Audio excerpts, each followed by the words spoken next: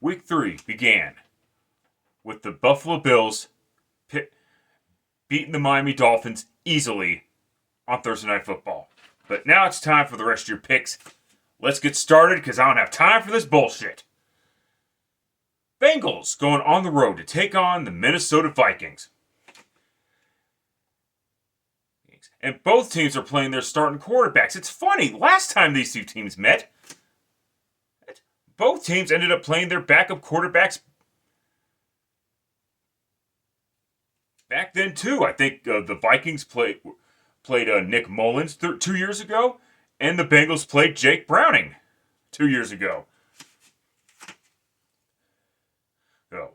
And seriously though, another injury for Joe Burrow. Oh, I mean, yeah, you could blame the offensive line for giving up that sack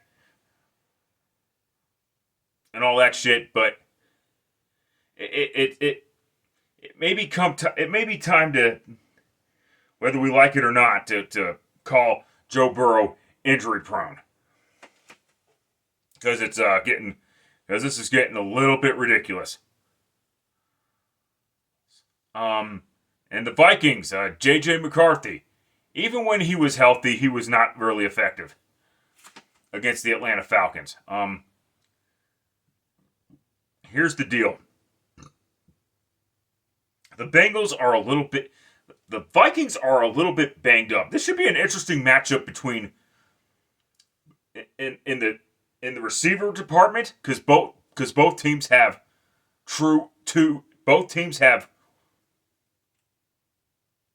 one true number one wide receiver, Jamar Chase with the Bengals, and Justin Jefferson of the Vikings. Both receivers were part of that great national championship team in LSU.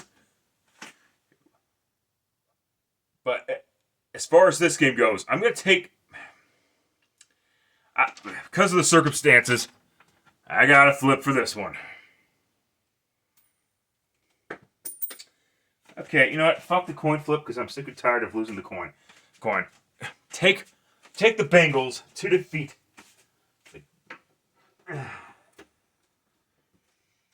Take the Bengals to defeat the Vikings. The Vikings are kind of decimated right now. You saw that Sunday night game. Injuries were piling up for the Minnesota Vikings. Even if these players do end up playing, even if some of these players do end up playing, and it's not going to be J.J. McCarthy, and it might not be Aaron Jones either, how effective are these guys going to be? Should be a shootout though. All right, next up, Texans going on the road to take on the Jacksonville Jaguars. Thank God I did not change my pick to the Houston Texans because that offensive line, pass protection wise, is a fucking problem. Let me reiterate what I said 9 years ago. I don't give a fuck how good your quarterback is, and I don't give a fuck how talented your wide receivers are. And no, the Texans do not have a talented wide receiver core or a healthy wide receiver core. That's not the point. If your offensive line is not doing a great job of pass protecting, your offense is going to be in trouble. You might want to consider trying a different approach of running the football. Because quite frankly, the Texans haven't done enough of it. Sure. Hey, Nick Chubb ran a touch. Nick Chubb ran it in for a touchdown. The Texans running game started to pick up, but they weren't running the football enough. I understand you got pass the ball sometimes just to keep the defense honest and do play action and all that shit, but you got to establish a running game, and the Texans did a poor job of doing that against the Buccaneers. Thankfully, they go to a place where they usually win. And as far as Jacksonville goes, I do not regret the Jaguar picking against Cincinnati. I mean, it's not. I mean, the Jaguars couldn't stop them from getting into the end zone, and I'm not gonna blame the Jaguars for going for it, for trying to go for the touchdown or at least get the first down, just to burn more clock. Because guess what? The announcer was saying, "Oh, I would rather be up 6 scores and force them to score a touchdown." They scored the touchdown anyway.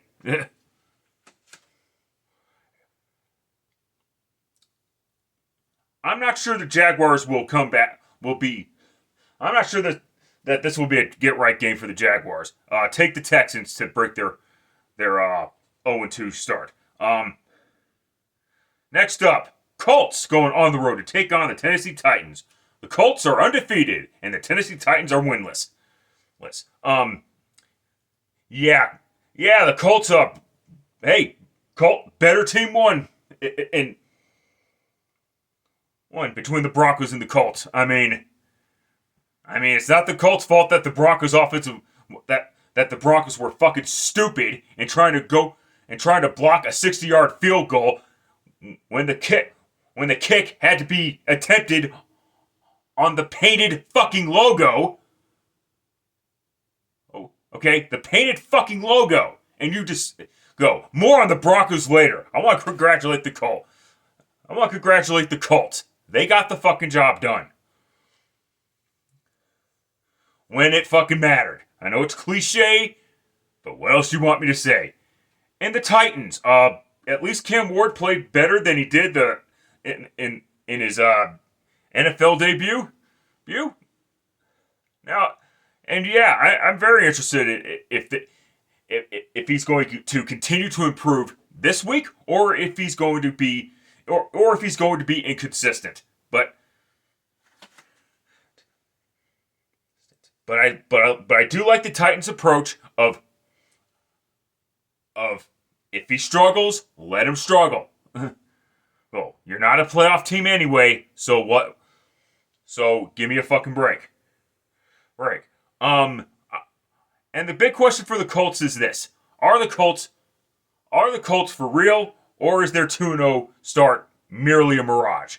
Either way, I'm going to take the Colts, and then the question will be asked if their 3-0 start is a mirage, should they beat the Tennessee Titans.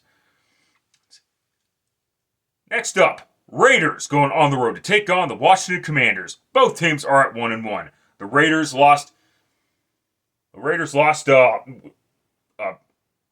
pretty badly. Geno Smith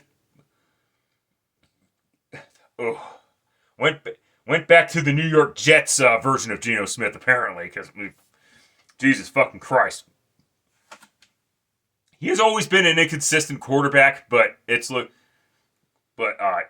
damn, that was the worst performance I've seen out of Geno Smith in a long time. And then you got the Washington Commanders.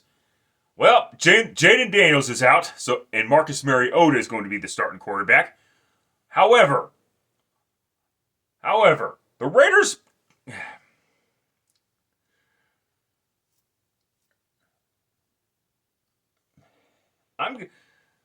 The Raiders have always had troubles beating the Washington Commanders, or facing the Washington Commanders anyway. They have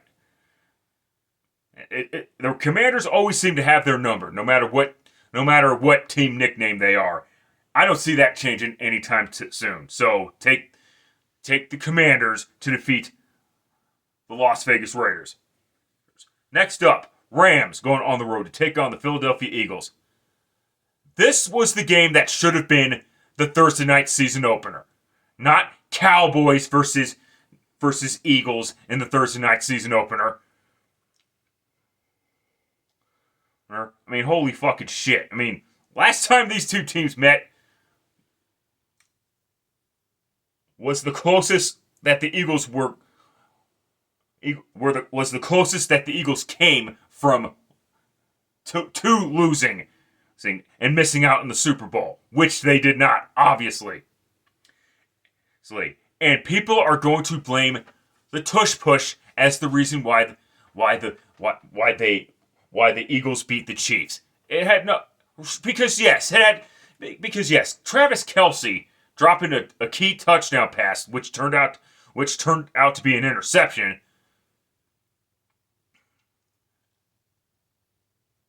Was not the contributing factor in all this shit, right? Right? Oh, wait 1 minute. And can we please stop? Can we please stop bitching about the tush push? First it gives teams an unfair advantage. Even though the Eagles are the only team that's able to fucking do it. Now it's hard to officiate the tush push. It needs to be bit. Just say you don't like it because the Eagles are the only team that's good at it. Anything else is just subjective, word salad, bullshit excuses. I'm getting sick and tired of this crap. Oh, it's not rugby, but we've seen rugby scrums and football in the past that did not involve tush pushes. We're not bitching about that. Fuck out of here with that shit.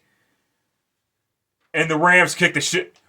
Hey, listen. Cam Ward may have played a little bit better, but the Titans still struggle. The Titans are still fucking dog shit. The Rams took advantage of that dog shit team. See that, Mr.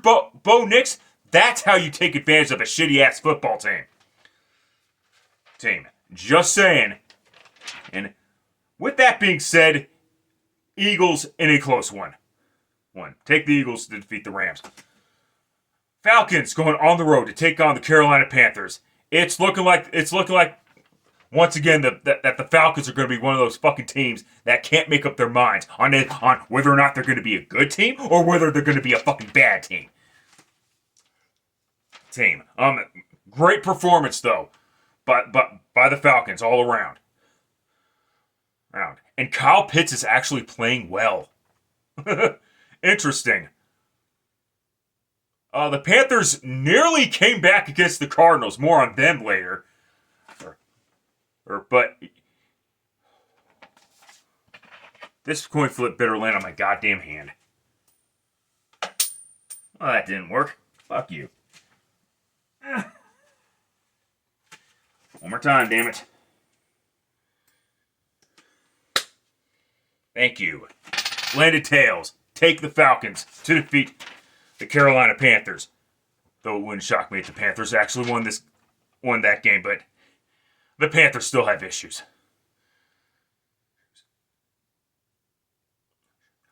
Steelers going on the road to take on the New England Patriots. Oh yes, Tom Brady versus Ben Roethlisberger. Oh, wait a minute. This ain't the 2010s anymore. My mistake.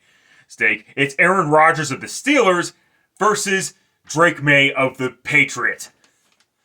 Right. And I was getting a little worried about the Patriots. I was a little worried about the Patriots, which is why I did not pick the Patriots to defeat the Dolphins last week.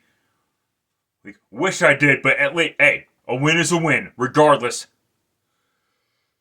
of how they did it.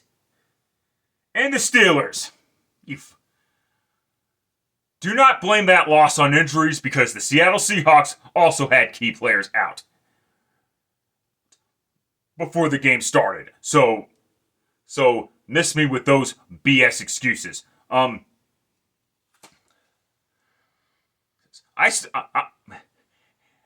injuries didn't cause a special teams blunder that caused the Seattle Seahawks to score the touchdown, which was the key contributing factor in the Steelers deserving to lose that fucking game.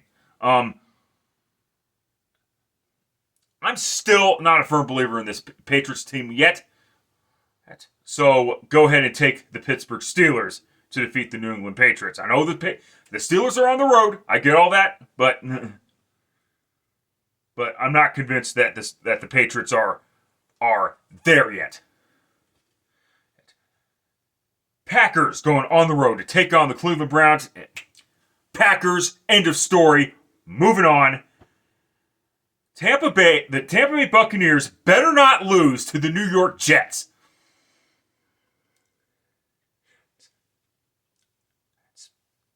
Todd Bowles is facing is going to be facing his former team. And frankly, I expect the Buccaneers to defeat the New York Jets.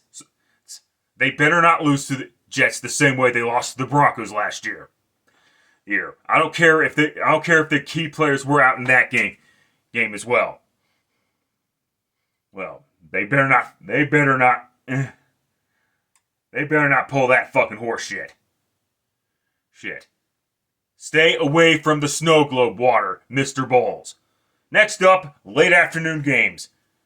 Broncos going on the road to take on the Los Angeles Chargers. Let me reiterate, what the fuck was that, Denver? And I don't want to just blame it just on that special teams on that special teams leverage penalty.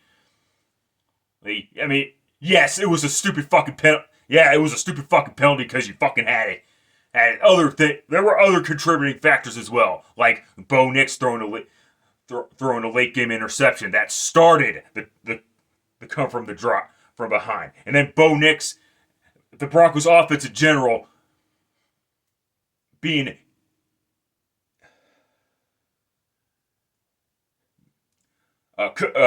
could not find a way to get in the fucking end zone, so they had to rely on Will Lutz, the kicker. And yeah, if he made it, if he made it, hey, all would be forgiven. But he missed it. And I'm not blaming it on the kicker. I'm blaming it on the offense. The kicking game is last resort stuff.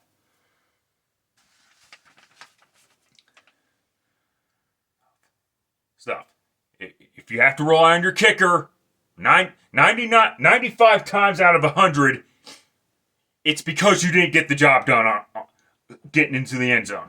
And the Chargers. Okay, my bad, Chargers. Justin Herbert is actually playing great football this year. I can't fucking believe it. He's actually doing better than Tua Tagovailoa. Well, he's always done better than Tua Tagovailoa. Bull fucking shit. And let me be fair. Every quarterback needs receivers to throw to. Okay. Even the greatest quarterbacks of all time need receivers to throw the ball to. So, and the Chargers are on a mission. The Broncos defense are frauds. They lost to it. I will admit the Colts are a decent football team, and the Broncos are going to be facing a better football team. With that being said, I know the Broncos finally got a victory at SoFi Stadium 2 years ago. That's a mirage. Take the Los Angeles Chargers of San Diego to defeat the Denver Broncos. Sorry, I understand being not cautiously optimistic, but give me a break. This Chargers team is for real. Saints going on the road to take on the Seattle Seahawks. Go ahead and take the Seattle Seahawks. I understand that they haven't been able to win at home lately, which has got to be frustrating for Seahawks fans. But you're facing the New Orleans Saints. This team is fucking bad, and the Seahawks better beat the Saints. And that's all I've got to say about that. Next up, America's game of the week, at least in terms of most of the nation watching this fucking game. Cowboys going on the road to take on the Chicago Bears.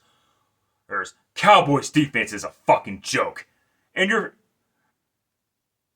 Joke. They won the fucking game. Congratulations. It was either they were either going to win the game or they were going to tie the game. And both the Giants and the Cowboys would have been 0-1-1.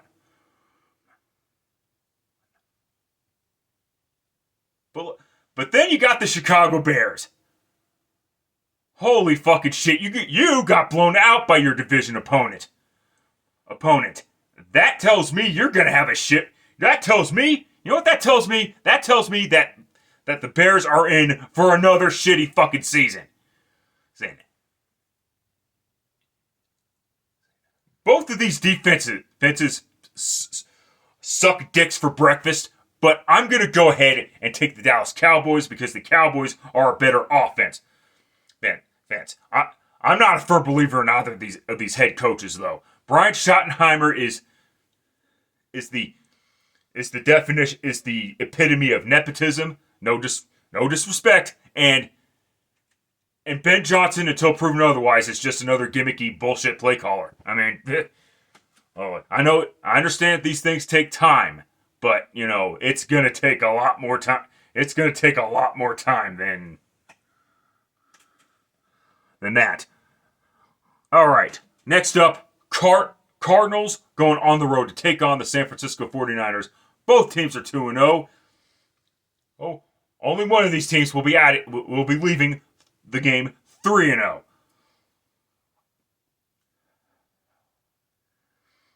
Yes, there's a possibility of tying, but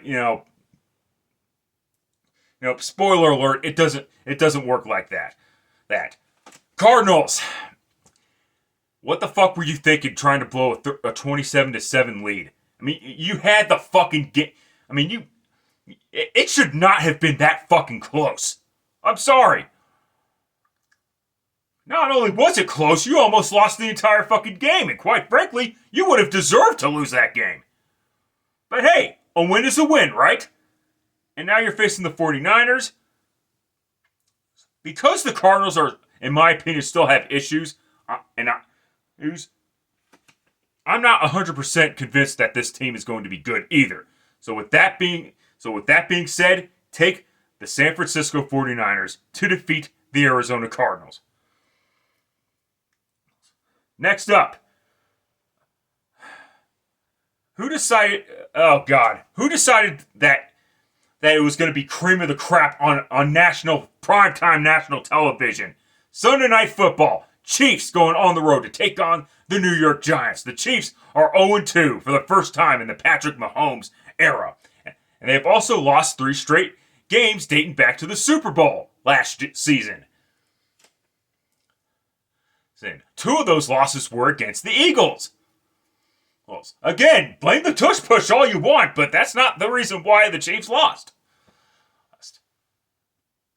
And then you got the Giants. Yay, it's great that Russell Wilson threw for 60 some yards or whatever the fuck. And 4 touchdowns, I want to say. But he threw what ended up becoming the game losing interception.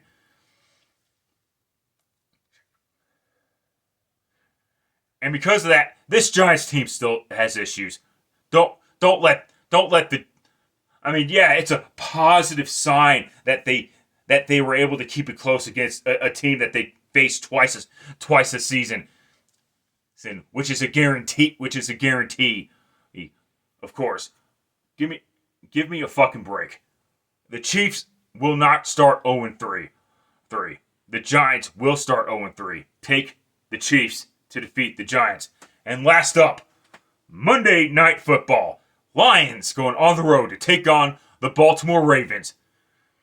Yeah, I was a little worried about this Lions team, even though I picked them to beat the Bears. Yippee the fuck on that.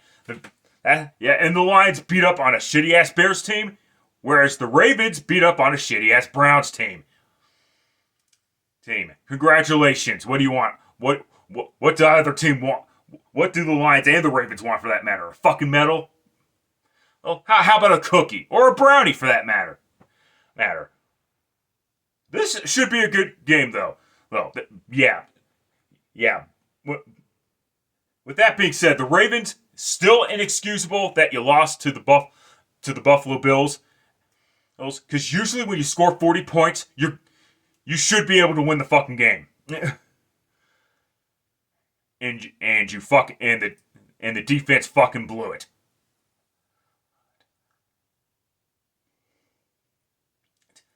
Last time these two teams met, the Ravens was 2 seasons ago as well, where the Ravens routed the Lions.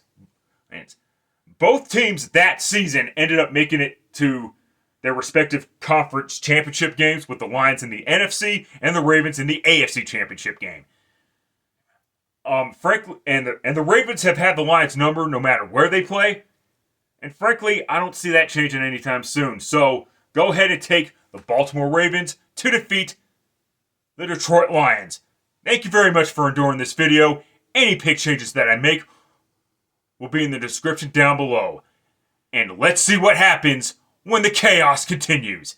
That's it. That's all. Till next time, later, fuckers.